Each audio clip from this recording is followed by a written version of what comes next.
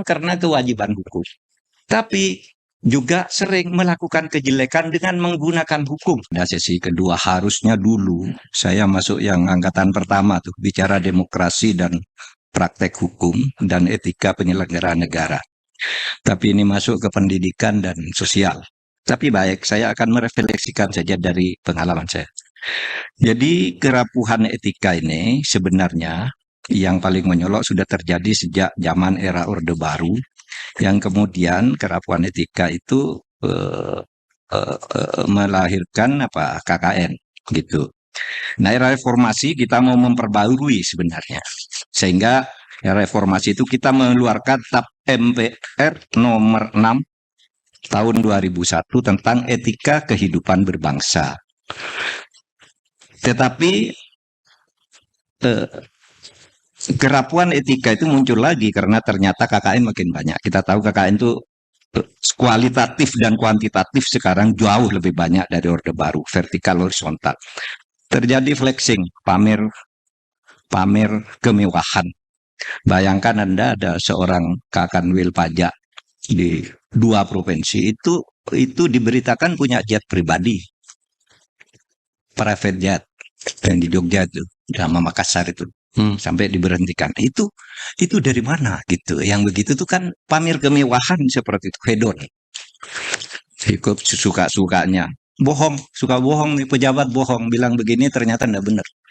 Ini anggaran bukan dari sini loh, ternyata dari situ. Ini enggak ngutang loh, ternyata ngutang. Misalnya. Itu kan kebohongan, ya. Pemborosan yang luar biasa sementara rakyat itu membutuhkan. Sehingga yang terjadi sekarang ini adalah tumpulnya azimat, kata Bung Karno, Trisakti. Kedaulatan politik kita ya daulat secara resmi, tetapi secara substansi tidak. Terkadang didikte oleh orang luar juga.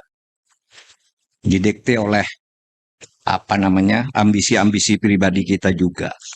Kemandirian di bidang ekonomi, ya pertumbuhan ekonomi bagus naik, tetapi seberapa besar itu bisa dipertanggungjawabkan perolehan modal dan penghasilan, pembagian hasil misalnya, pun nilai-nilai budaya kita runtuh. Jadi saudara, bagi saya etika itu sederhana, melakukan kebaikan bukan karena kewajiban hukum, melakukan kebaikan bukan karena kewajiban hukum, tapi juga sering melakukan kejelekan dengan menggunakan hukum sebagai alasan sehingga tampak benar. Mari kita lihat nih, Pak Habibie itu melakukan kebaikan bukan karena hukum. Misalnya begitu beliau terpilih sebagai presiden menggantikan Pak Harto, apa yang diumumkan pertama? Saya akan memerintah sebentar karena tahun depan akan mengadakan pemilu. Kalau mau ikut hukum, Pak Habibie itu presiden 5 tahun. Sampai tahun 2003. Tapi dia punya etika. Wah, ini saya menggantikan pemerintah yang dianggap rusak, maka saya hanya akan mengantarkan pemilu. Diadakan pemilu. Dia hanya memerintah sampai bulan Oktober. Sesudah Oktober, dia pertanggungjawabannya tidak diterima oleh MPR. Dia menyatakan saya tidak mau menjadi calon presiden. Kenapa? Karena pertanggungjawaban saya ditolak. Loh, diberitahu oleh Amin Rais, oleh Wiranto, Pak, ditolak pertanggungjawaban masih tetap boleh jadi calon presiden dan Bapak akan menang nanti. Tapi kata Habibie, tidak. Saya tidak mau. Karena pertanggungjawaban saya ditolak berarti saya tidak layak dan tidak etis menjadi presiden. Itu kan?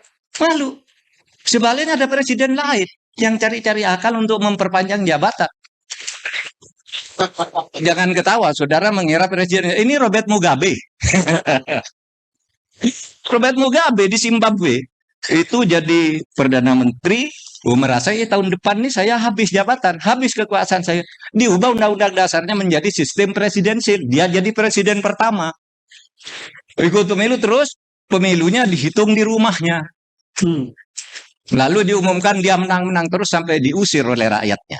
Download Tribun X sekarang, menghadirkan lokal menjadi Indonesia.